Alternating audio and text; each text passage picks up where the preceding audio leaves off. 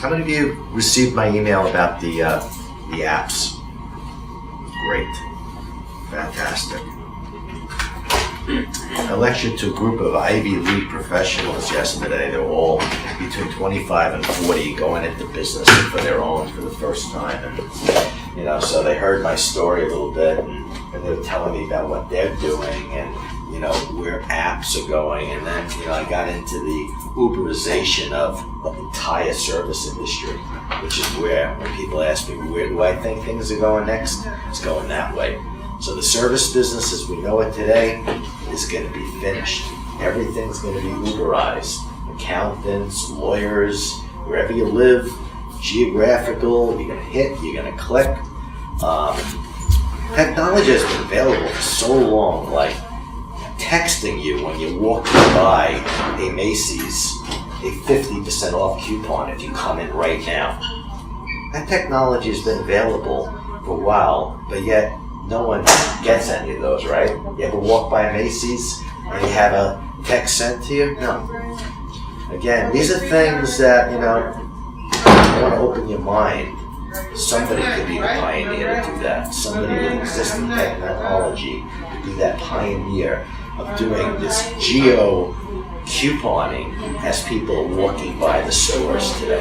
So that's all happening. The Uberization, especially with professionals, at least from the perspective of the people we spoke to last night. Hello, Tiffany. You get to watch your video online yet? We're posting all the videos, by the way, online, so you can check it out each week.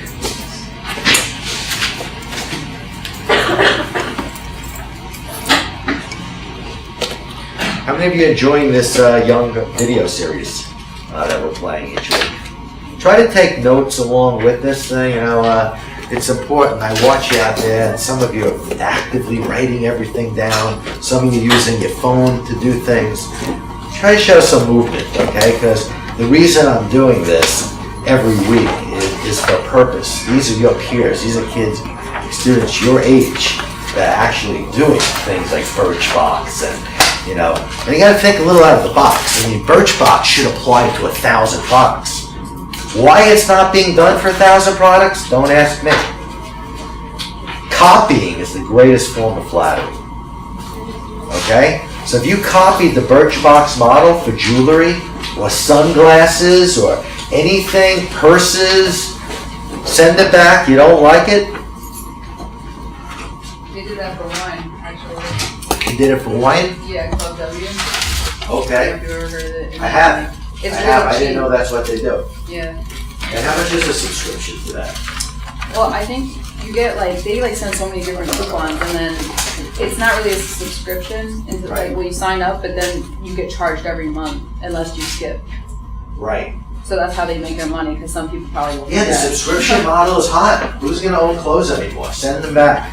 They send lightly used clothes. You have a whole big selection of things. You wear it once or twice, you send it back. It's like how Netflix used to work.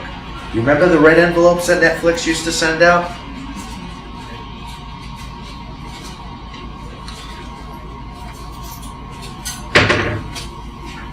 Alright, so who are we missing? 1, 2, 3, 4, 5,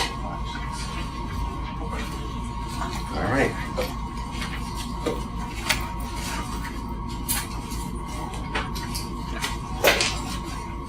All right, first of all, I want to talk a little bit about the big issue with Apple versus the U.S. government, or actually the U.S. government versus Apple.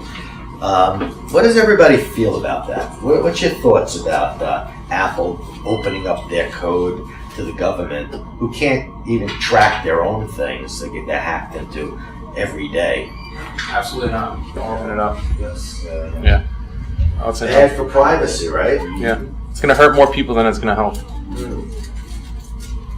do you think? No, I agree. Agree with that, Coach? Yeah.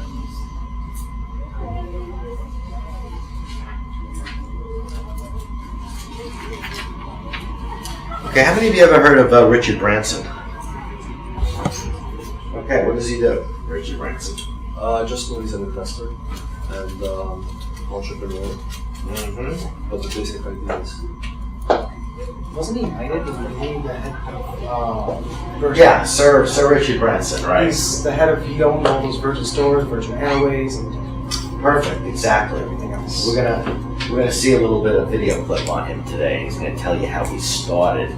Okay, so for those of you who came late, we play a lot of video in here, and it's a lot of curated stuff that I've watched, and things that I didn't think were worthwhile. I threw on the side, and things that I think are really worthwhile, especially how these entrepreneurs started and how they connected the dots. That's my favorite thing to talk about, connecting the dots as things go by. You gotta be smart enough to know how to connect those dots. So let's take a quick peek at Richard Branson and hear his story. Maybe somebody can kill those lights a little bit. There was the Vietnamese War was waging, and I was against the Vietnamese War. I was 15 years old. I decided to start a magazine to campaign against it. It's called Student, and it became the sort of the national magazine for young people. The magazine didn't make much money, but it got a big circulation. About 100,000 young people bought the magazine. And one day I took an advert in the magazine, Virgin Records, 10 to 60% off any album on any label, and listed the kinds of records we liked, things like Frank Zappa rather than Andy Williams. And so it became very much the rock and roll mail order company. And then we started signing our own bands that we couldn't get other record companies to release. We released ourselves. There are bands everywhere that want to be found. It's finding the right ones. And I had a 15-year-old boy called Mike Oldfield come to me with a tape called Tubular Bells, which he'd recorded all the tracks himself. I literally went to another record company, borrowed an artist called Sandy Denny's contract, and we typed out the contract. We managed to get The Exorcist to take the music, and that took it to #1 in America. It became a phenomenal success. Moved on and signed bands like the Sex Pistols and the Rolling Stones, and a lot of other iconic great bands. In those days, there was quite a lot of money to go around in the record business. A big hit album could sell 10, 15 million albums. We went into the airline business because I had record companies all over the world, and I was traveling a lot on other people's airlines. And there was one time I took a flight from Puerto Rico to the Virgin Islands, and I got bumped by American Airlines, and chartered a plane, and I came out with a blackboard, and for fun I wrote Virgin Airlines, $29, to the Virgin Islands, walked around all the people who'd been bumped. I filled up my plane, and then as I was landing, somebody said to me, sharpen up the service a bit and you could go into the airline business. And I've started 3 or 4 airlines, so Virgin Atlantic, Virgin America, Virgin Australia, and they've all gone really well. And the reason they've gone well is because they're the best airlines in their field. And if you're the best hotel or the best shop or the best club or the best airline, you survive. I mean, it's people who try to be second best who normally stumble.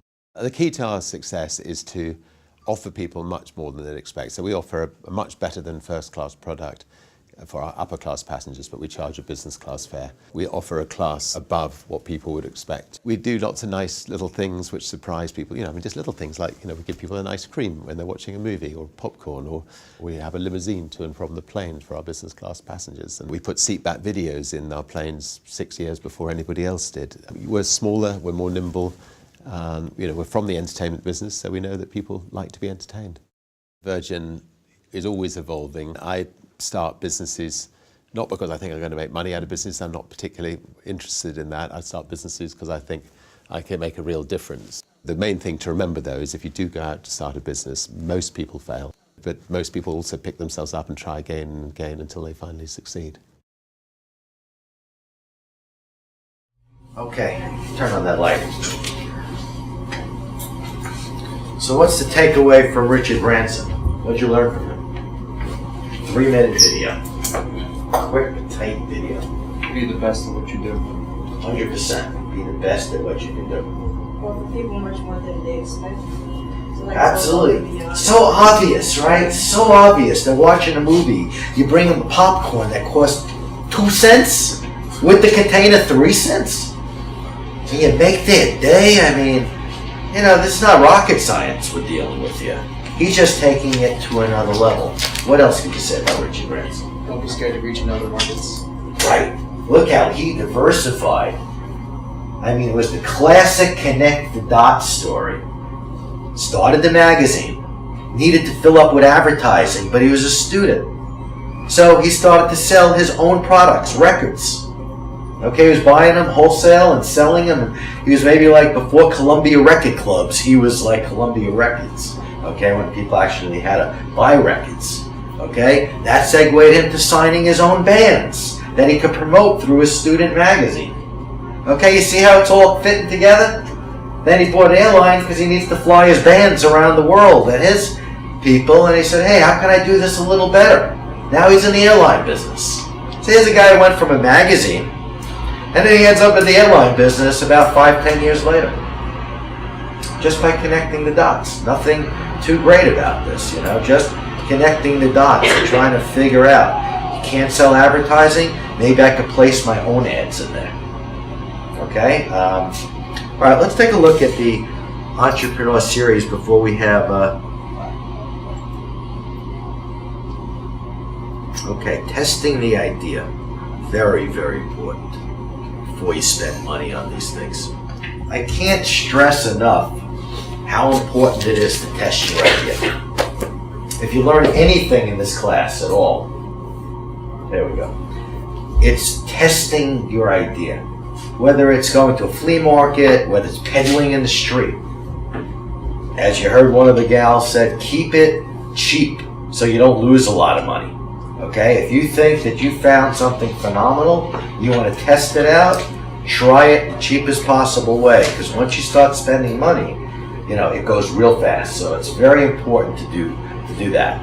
All right, so we have a little exercise today, and what I'm going to ask from each of you, you all had the email about the app in 60 seconds that we want to hear your idea for a great app, and we're going to just fly through this very quickly. All I'm going to do is ask you to stand and just say your name and say your idea, and our cameraman Sam is going to hit you real quick with the camera. So let's start over there. Stand up and let's hear your idea in 60 seconds. I'm Devindra Baumadin. My idea for an app would be kind of mechanical information on demand. When I first started out, I had a really terrible car. Break down all the time. I'd get inside, I'm like, it's the day is not going to start. Be a bunch of weird sounds and things I didn't understand. So my idea for an app would be kind of a database collection of sounds and noises. If you can match it to that, say, okay, you're more likely to have this problem. You take this solution, if it's something you can handle yourself very cheaply through, you know, using AutoZone, or you need a serious technical mechanic. So that way it kind of gives a consumer or a car owner what you could do, because there's a lot of people out there who are 18, 17, buy a car with the little money they have, and they're not sure what to do with it next. So. Very good. How many of you like that idea? Okay. Good. I like the idea. So good job on that. Okay. Hi, my name is Alexis Shapiro, and the app that I created goes along with my business, Pretty Business Hair and Design. With this one-stop shop app, you can book appointments online, you can shop hair products, you can buy makeup, perfume, you can get hair tips, you could donate to charity, you can set up appointments to meet up with a stylist, or you can call for a stylist to come to your house. And you can upload pictures of yourself if you're not sure what hairstyle you want next. You can upload pictures and like try different hairstyles. And then there's also like links to my social media outlets as well. Awesome. How many of you like that idea? Okay, I think it's right on. Okay. So my name is Hassan. I have two app ideas actually. One I'm going to present, and the other one is right now, which is car wash. I hate standing in line for car wash. Where I come from, car washes don't exist. So basically, someone comes to your car, washes your car on a bicycle, and gets it done. And if you trust that person, you give him the key, he goes inside, he cleans everything, and walks away. So 30-minute car wash, quicker than standing in line for like hours, and just get it done with a simple tap on your phone. That's it. And I think, I already checked it out online, there's a company in June that is launching in California. They're using some ecosystem products they've came up with that they're going to start washing cars on demand. So Great idea.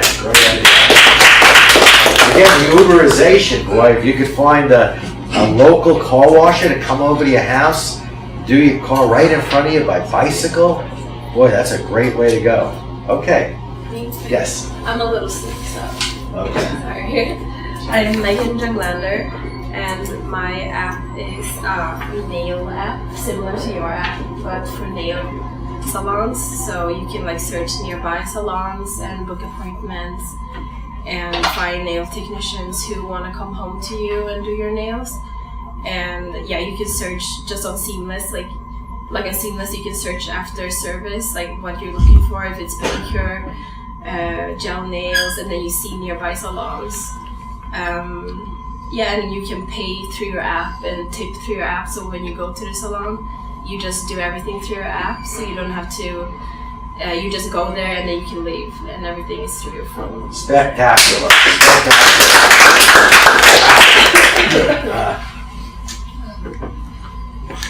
Okay, so my name is Aaron Roswell, and the app that I'm thinking about is an app called Scramble to Gamble, and the idea behind that app would be, you know, I don't know if you guys like to gamble or go to the casinos often, but I do here and there.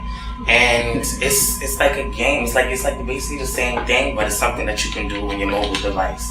And what I would think of doing is have an incentive for the users. So rather than you didn't need any type of credit card information, no money of the sort, all that we would ask you to do is promote our app on your personal social media. And if you guys would do that, we give like say 100 tokens or 100 cash value, just playing the games, and you can win cash back. You can win a percentage of those cash back, whatever you choose to spend. And we also have a couple of games within the game that you can also win more tokens and make The more game money. is very hot. Very Right, hot exactly. right now. Just you have to watch out for the gambling laws, but good job. My name's Ryan Fahey. The app I was thinking about creating is an app that kind of links the people that don't have as much time in their lives to run every errand with people that have some extra time, probably like teenagers. If you need to get like your lawn mowed, people could post things to like a dashboard, and other users in the area could take it up and have direct contact with the people and help you get your tax done for like a small price. Right on.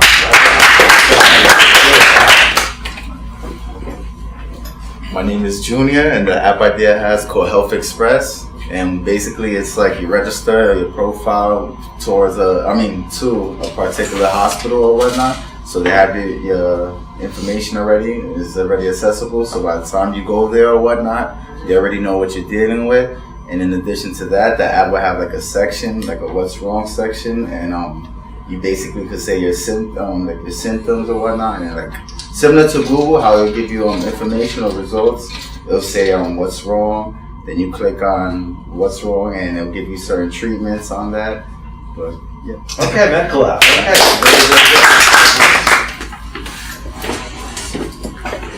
My name is Jordan, and my app idea is Jeans for Women, where you can actually get someone professional to take your size and measurements at home, and then after that, the measurements are saved within the app. And then you can click whenever to buy whatever type of jeans you like that fits you perfectly. Because I know as a woman, I have a hard time finding jeans fitting every part of me perfectly, hips, waist, calves. So you can always click whenever you want to buy some new jeans and different styles for the same measurements that they took down. And when you need to update it, you can just click for an update so someone else can come and size you. Sounds great. My name is Steven Meltzer, and the app that I have an idea for will basically give everyone time. It's a shopping list app, but the difference is that my company will partner with Walmart, Stop and Shop, ShopRite, and various supermarkets to put a QR code on the receipt, so you can just take a photo with your phone, and then it'll put everything that you bought straight onto your app. From there, the app is completely free. The app, the way that the company makes money is by selling that information as market research, as well as potentially giving health advice to people who may have diabetes. I like it. QR codes are so underused today. I thought that was going to be really the next big barcode. Way underutilized. Go ahead. Hi guys, I'm Zijan, and my app idea is trying to combine Airbnb and Uber.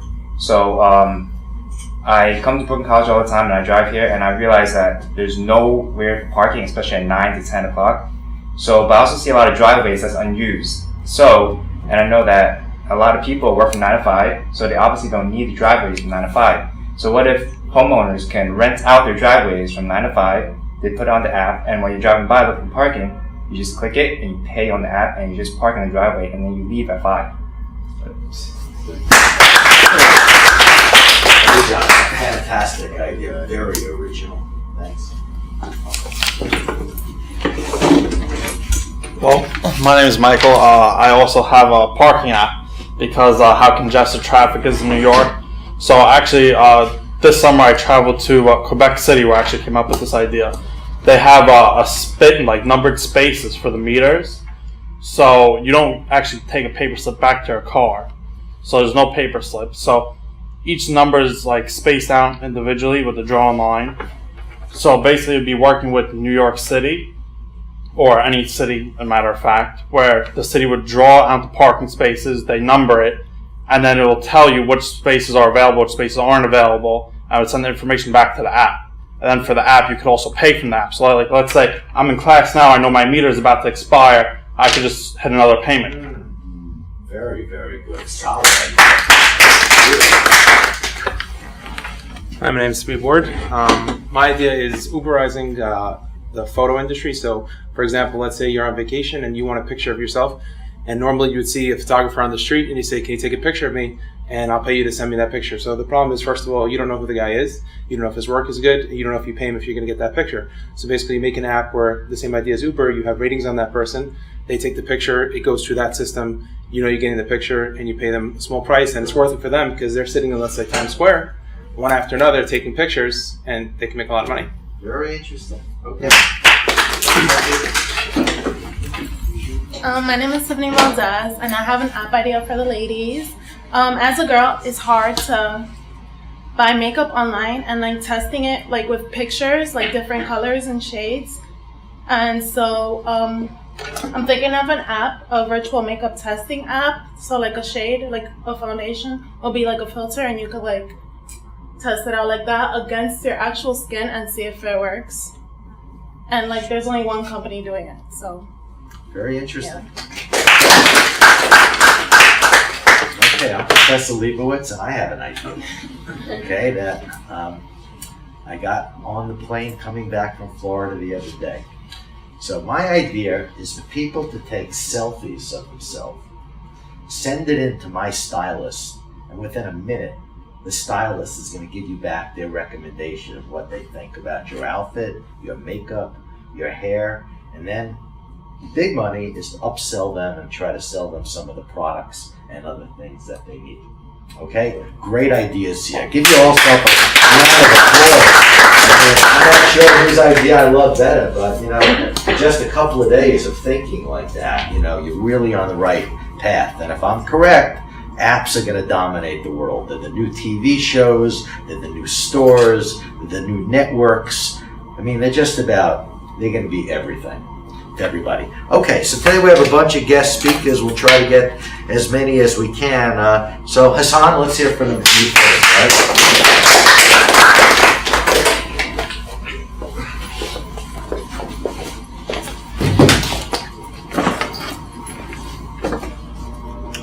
Yeah, so this is my story of me in the US, unlike you guys. You've been here your whole life. I'm here, I'm trying to fit in. I'm trying. Shit, come on, my God.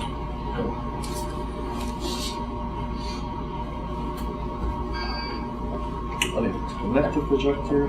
That's not good.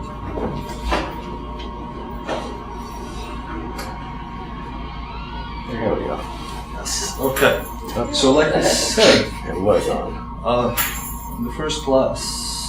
Wait. Let me fix this.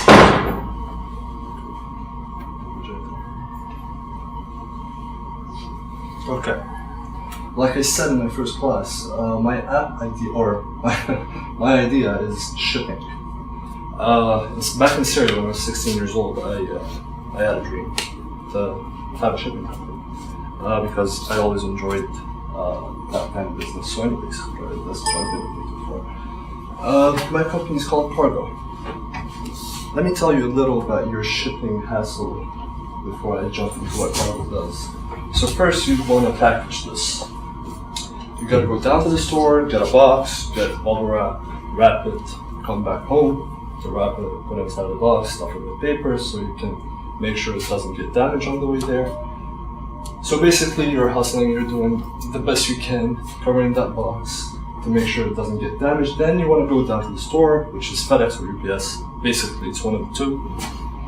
They dominate the market, and you gotta stand in line until that old man finishes his conversation with the lady in front. And you're standing holding that box. You're lucky if it's not heavy. So you're lucky. Let's consider that this is the item that you want to ship. So you're standing in line.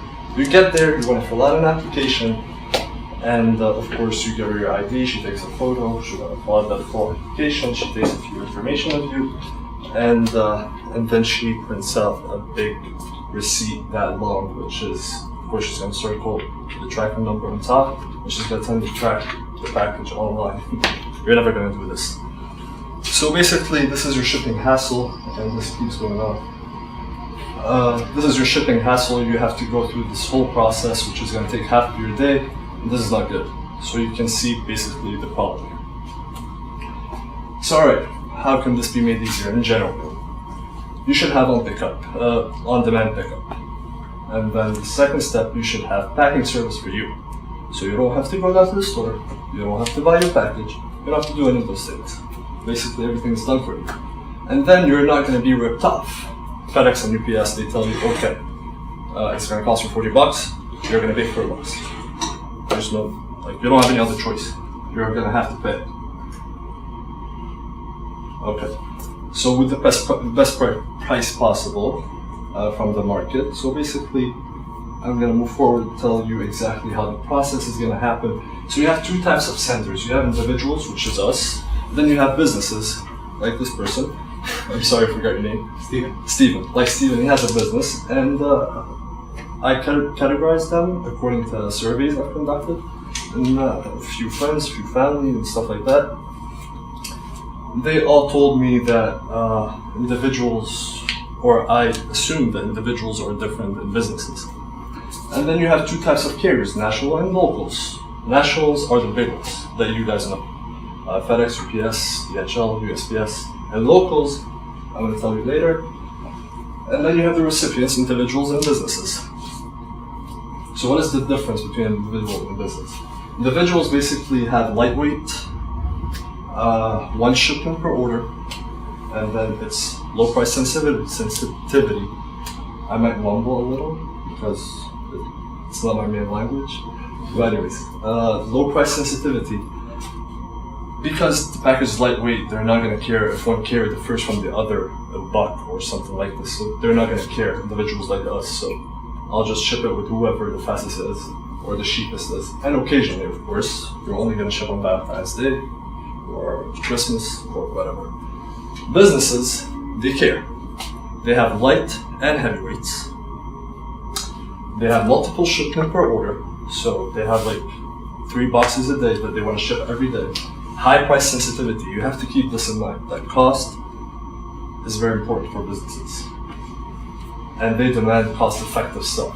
So whenever a business owner is doing whatever, conducting a shipment or anything like this, he's always thinking about the cost. Like, how much am I gonna save? How can I save?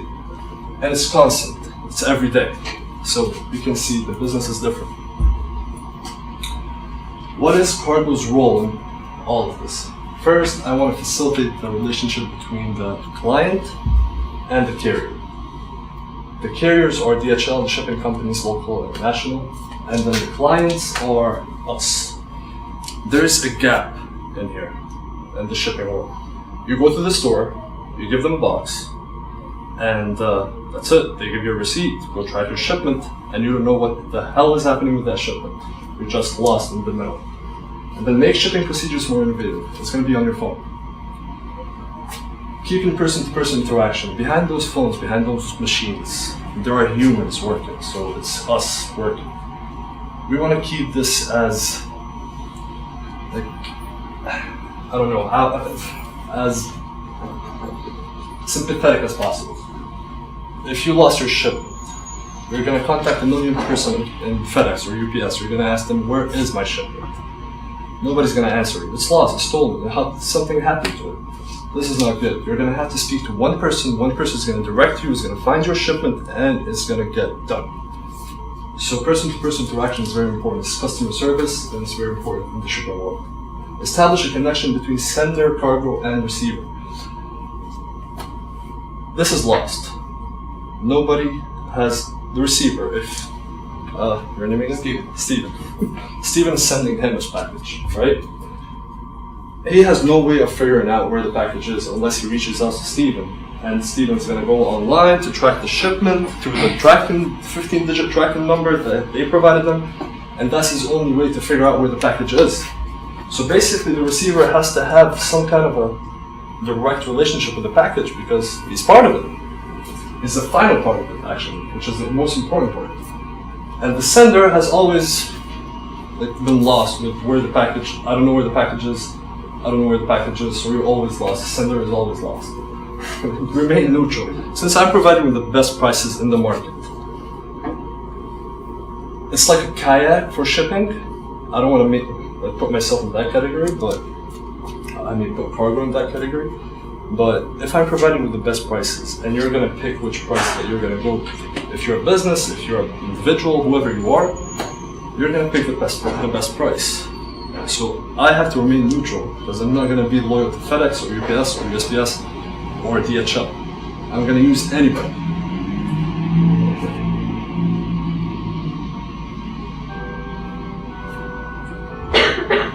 Look at the shutdown. Hey, just put your laptop on top there. I think it's the HDMI.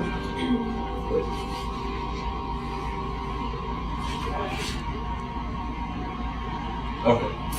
So anyways, let's jump to the next step. So let me tell you what the competition does and what cargo does. So we both have on-demand pickup, we both have packing services, we both use national carriers, they don't use the locals. Locals are a part of the shipping world. They should not be ignored. This is competition. So you're not using them, you're actually promoting someone else. So it's not good to actually promote someone if you want to remain neutral, and this is part of the business, remaining neutral. Individuals, we both service them. Businesses, they don't service them. I'm going to show you how later. I'm going to service them. And I put rates comparison between everybody around you in the area and who is going to take your shipment that you can trust, of course. This is so far the presentation here. Now let me show you. Who is the competition in here when you're talking about competition? What is the it's called Ship.com. Ship.com is on-demand pickup and packaging experts. They're gaining weight pretty quick. They're right now in 4 cities, and I believe that they're not doing their best at this. So I can tell you a lot about what they're doing and how they're not doing it their best, but I'm talking about cargo. Right. So anyways, that's cargo. It's a mock-up. It's not the real app. It's a mock-up. That's the welcome screen. Then you go on, you click either individual or business. So let's say you start with the business, you want to create an account. Go ahead, put your company name, company address, telephone contact name, website, type of business, payment info, and then you go to the next page. This is your home page in the application. So basically you're tracking everything. You can either be receiving or sending the shipment. And that's the account info. Anything that you haven't filled out, you can go and fill it out. And of course, we're always explaining how pricing works. So let's say you want to start a shipment. You're going to hit the plus button. That's going to take you to cargo pickup, package. This is number of pieces. You want me to package 2 of them. You have one that is already packaged. You want me to package 2 of them. So you go ahead, take a photo of each shipment. That's your number of photos right here. You take a photo, you finish it, you click on the check, and it takes you to this page. So you put the recipient's info. In the shipping world, just an FYI, he's called consignee. So you might see it on the receipt. He's called consignee, the one that you're sending, the recipient. Anyway, so the company name is required. If you put the company name, you don't have to put in the first or last name. If you put the first or last name, you don't have to put the company name and address, blah, blah. You have to enter all of the required information. Then jump to the next page, which is going to show you all the rates of every single company around you that is willing to take your shipment right here for the carrier, and rates per pound over here. So that saves you, me, a lot of people a lot of time. And of course, if you want second day delivery, you just scroll down that, you click on second day delivery, and the rates will change accordingly. So once you hit this, you finish, jump to the next page, your cargo details. It shows you everything that you've inputted. You hit submit, and it takes you back to your home screen. You're done. Cargo is coming to pick up your package. We're going to package it for you, and we're going to take it and ship it for you. Now let me show you the differences with the individual account. So let's say here, you click on individual. It takes you to this page. Put your info, put everything that you have to put, and let me know that. And then of course that's your home page. You click on the plus button if you want to do the package, send the package, I'm sorry. Take a shipment photo. Like you can see here, individuals only send one package. They don't send multiple packages, so it only requires one photo.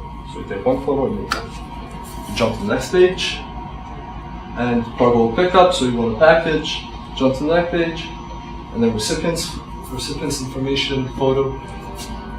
This is very important because this is also a marketing strategy. So once you input your email, the email of the recipient, I'm going to contact them. I'm going to tell them that there's an application.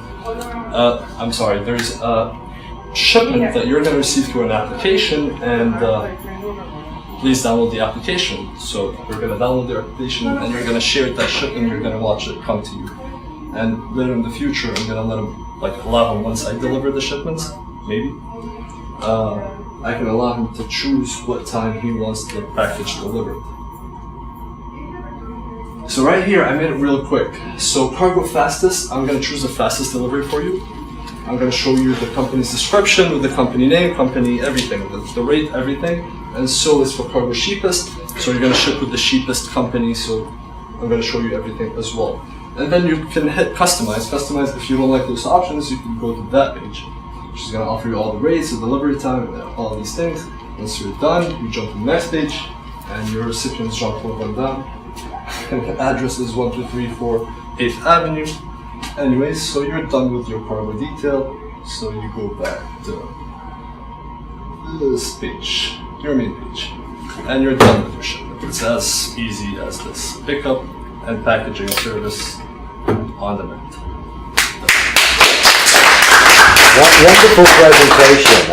I've actually never seen anything like that, and your phone app showing the actual carriers together was the thing that brought it all together for me. Did it? Because a lot of this was going through the gyrator, but when you saw it right there, the DHL cost this much and Speedy was this much, it really brought your presentation together in a really great way. And I'm shocked that something like this doesn't exist right now, because it sounds like a lot of people would use this service. Now, how do you get paid from the shipping company? Do they have commissions for white label guys bringing you business, like the same way airlines pay Trivago and things like that? Yes, so basically Trivago, the Trivago guy, he's basically going to be working on this too. Okay. There are two ways to answer this. How am I going to make money, right? Right. And who are the shipping companies that I'm going to work with? So how I'm going to make money is through the service, and two, I'm doing the marketing. I'm going out in the market on your phones. I'm doing everything possible to bring customers in. So I'm taking a percentage of that shipment. I'm not only shipping, I'm taking a percentage, and I'm also offering service. If I'm not picking up, you're not going to use cargo. So basically, I'm making your life easier if you want to ship something. Right, but does FedEx and DHL and UPS have a wholesale deal with agents and people like you? Could you elaborate a little bit so the class understands? Yes, absolutely. So DHL, so consider a warehouse. a person that owns a warehouse, he needs a deal from DHL, UPS, USPS because he has multiple shipments every day, and he needs a deal on those shipments. So he goes out and he looks for those himself. And whoever offers him the best rate, he's going to go with. So for example, if UPS offers him the best rate, he's going to go with UPS. 7 shipments a day, every package is less than 50 pounds, it's a requirement. UPS is every day going to be there to pick up the package and take it from for a certain deal that they are in contract with UPS on. Through Cargo, he doesn't have to go out there and look for himself. He just has to go on the app, look for rates around the area, or not around the area, whoever's going to take his packages. Again, there are tens of companies that you haven't heard of. Speedy, Eastern Connection, Norco, there are tens of companies. They can offer you the best service, even better than those national service, and for cheaper, way cheaper. So that basically, I think, answers your question, Professor? Yes. Steve. I'm gonna be honest. As soon as you put up the name of the app, I got the play on words about 15 minutes later. Cargo, like shipping cargo. Maybe change the name, but that's how it hit me. Like cargo. You know? Yeah. Like I know. I know. Yeah. It sounds like it'd be like an auto mechanic Yeah. kind of thing. You know, so I was just Cargo. like maybe like crate with a K. But because, yes, I thought of changing the first letter a lot of times. Q, C, I don't know, change it. But cargo is another name for shipment or parcel. Yeah. So I'm just like, I changed that, I put K instead of Q, but it definitely is the change. This is one of the best so far. I have a question on the quote part of your app. So they take a picture of it and then it gives them a quote? I give them the quote per rate, that's per pound. That's why I'm putting the per pound. So you're deciding for yourself. If it's a letter, I'm only gonna, like, it's a fixed price in every company. So they're not gonna care. They have to wait before they... Of course, I'm picking up, I'm weighing it. I'm picking up, I'm boxing it, and I'm weighing it for you. Oh, But so you can't picked- give them a quote until after you come down? I already gave you a quote. The quote is the pound per rate, the rate per pound. So then they have to wait for you? Yes, I'll weigh it for you, and I'll put the final amount, which is your descriptive receipt, and you'll see it through Cargo app. You don't have to leave the app. So I think what he's showing is the price per pound on each of those carriers that he has, and then you decide which one, and then when they come down, they weigh it, and I'm not sure why people would pay a higher rate than other The question rates. is though, if you don't know what the weight of that package is before you're shipping it out, you want to have a quote before you send it out. It could be, you know, regardless of what the better rate per pound is, you still want to know what it's going to cost you bottom line. So I'm Sure, saying, I would think so too. I would Yeah. think you probably need to. Again, this is, you know, a first initial plan, but I think it's a really good idea, and we wish you well with that, all right? I Okay. wanted to show you the rates comparison of locals, but somehow it's gone. It's on many USB. and so Okay, much. unfortunately, Hassan, your time is up, okay? But thank you very much.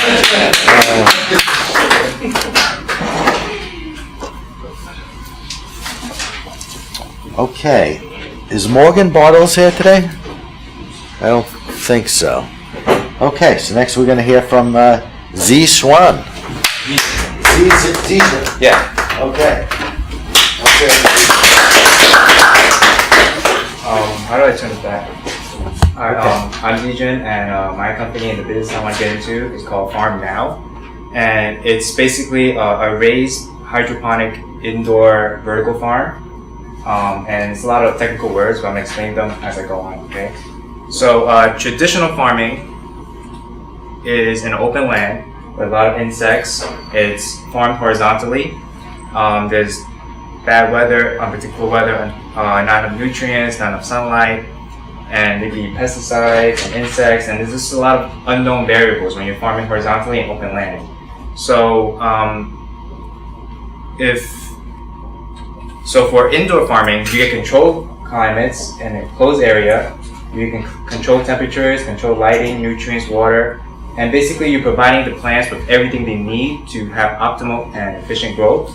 And because you're farming vertically up and stacking them, like in the picture here, you have the most produce per square inch, because especially in New York City, where I'm planning to open this, it's very expensive for the space.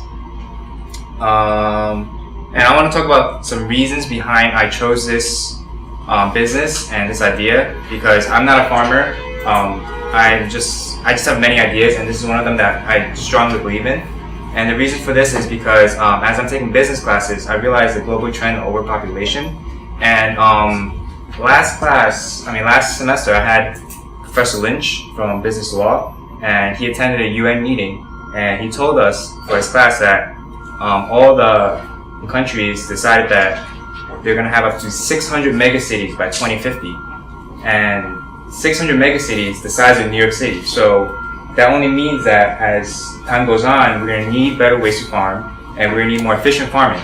So this only makes sense to me. It may not be relevant now, but maybe 5-10 years from now, this will definitely be relevant, especially in New York City.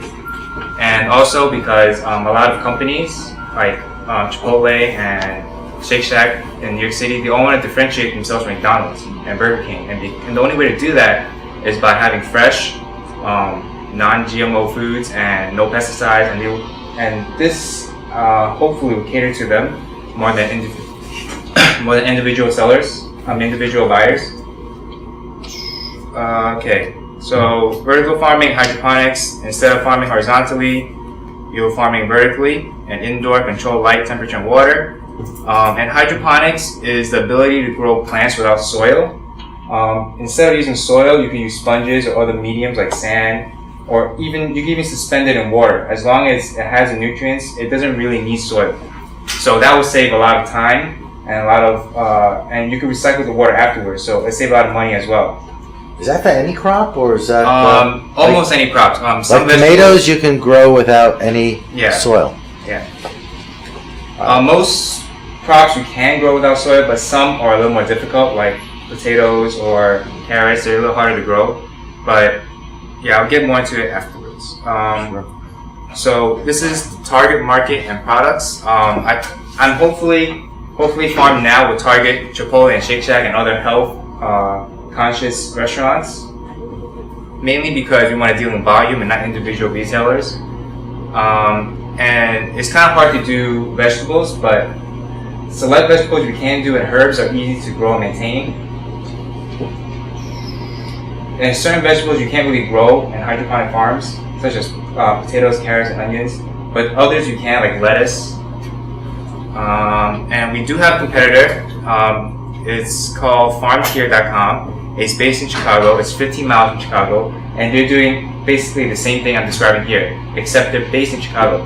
Now, I don't really see them as a competitor. I see them as a proof of concept that it could be done, and I think there is another one in Long Island, because I went to Stony Brook a couple of months ago, and I saw a poster. They have a shipping container, and they're farming like this, except it's not for restaurants, it's not for any retailers, it's for the school. So it could be done, and it has been done, and it also has been done in Japan. And the difference between FarmTier and what I'm trying to do is that FarmTier, open the website, FarmTier is mostly catered to individual people looking to be more self-conscious about themselves. Like, they mostly sell on Walmart and other stores, and they package everything and they just sell to the people. But for Farm Now, I'm more looking towards selling in volume to restaurants and maybe schools. So yeah. Did you get that domain name, by the way? Farm Now? No, I haven't. Okay. This is good just name. planning, so it's just. I know, it's a good name. Yeah, so that's basically my idea. Hopefully, maybe 2-3 years from now, after I do all my research and do everything ready, I could pursue this. That's a great idea. I also have another idea that I was gonna. I wanted to present. The idea stems from Amazon, and they wanting to use drones to deliver packages to you. And I've been reading up on this, and there are laws that New York City and other places have to prevent drones from flying too close to houses. So I was wondering, why don't we make a mailbox on the rooftop so that the drones can drop it off instead of coming close? And this way, you can guarantee that the package won't be lost and nobody will try to steal it, because it's kind of hard to climb on the roof and try to steal the packages. And I'm pretty sure no one has ever done this yet. No one has started a company to make mailboxes on the roof. So it would probably be a good idea to start thinking about. Thank you for that tip. You can use it. It's not me. So how do you get the mail? You go to the roof? Yeah, it's on the roof. There's like a little mailbox, like a metal container where you don't just drop it off, and then it closes afterwards. It's just an idea I had in my head a couple of days ago, and I just wanted to share it with you guys. And is a fat guy with a red suit drop off the things and on the roof? Okay. Yeah, that's about it.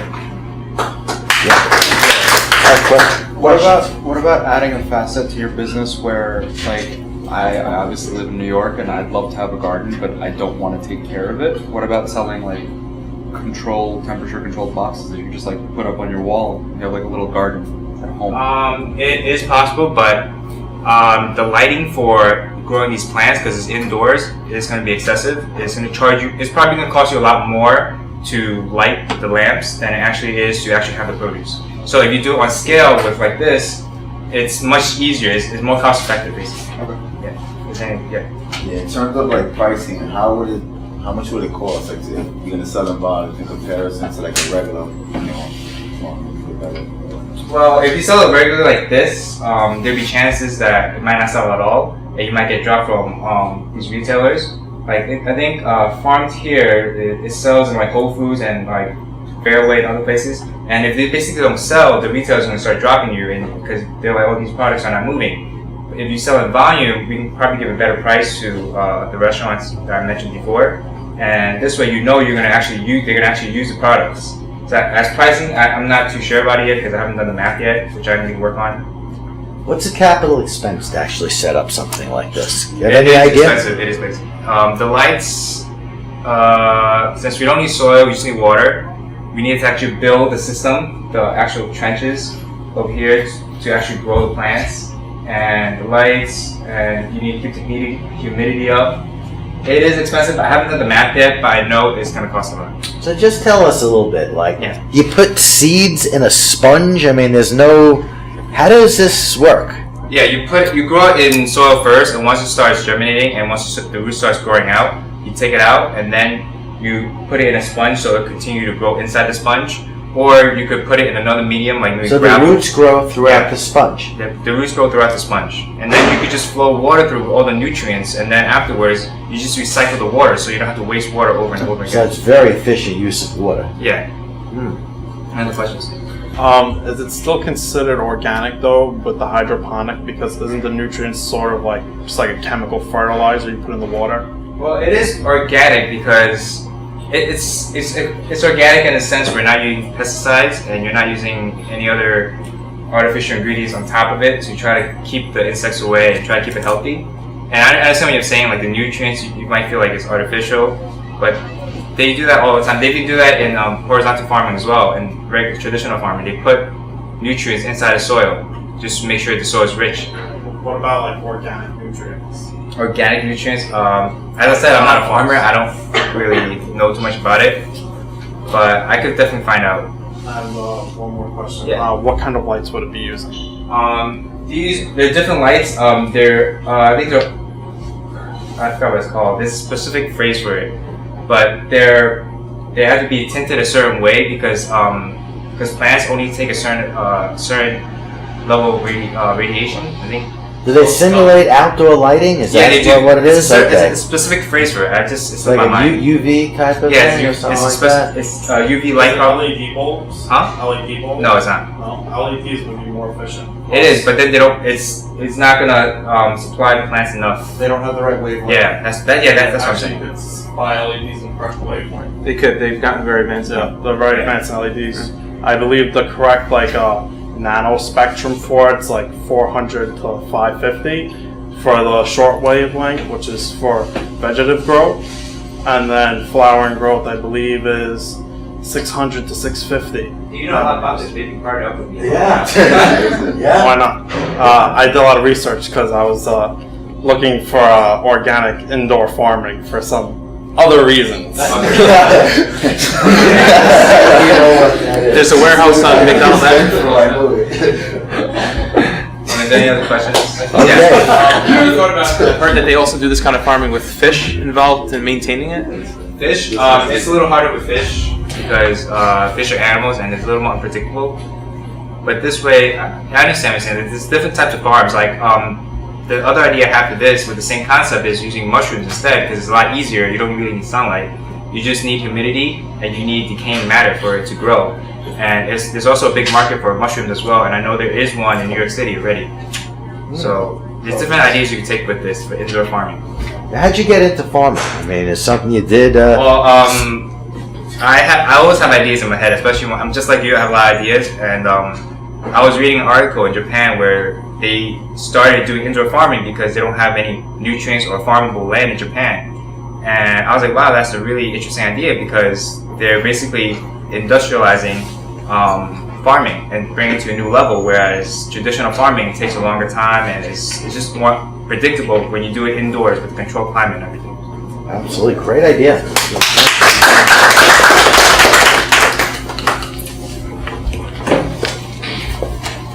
Okay, we have the attendance sheets on there, Ryan?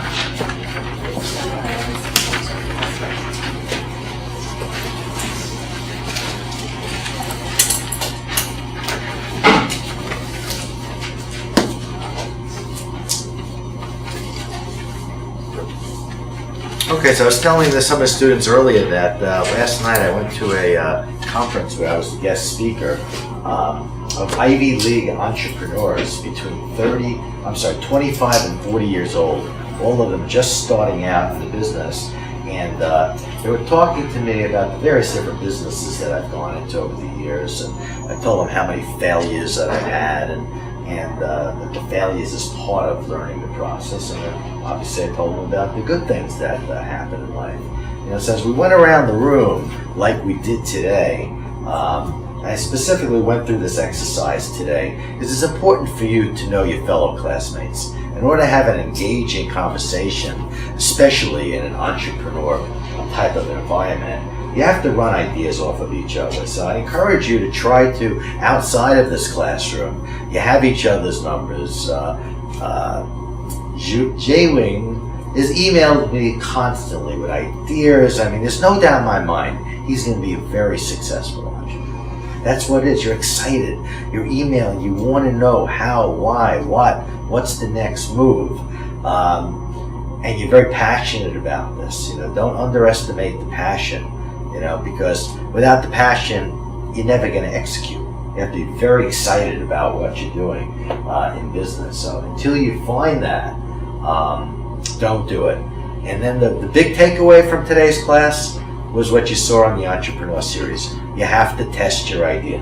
Because if you don't, you're going to go broke very, very quickly. So you have to think about what that is. And a lot of this is theoretical in this classroom. You know, you're still in college, you'll soon be graduating. Some of you already have businesses, so it's more than theory, it's actual practical type things. But run some of the ideas, try to get in little groups outside of here. Like you said, obviously we learned a lot more about lights than we thought we knew about earlier today.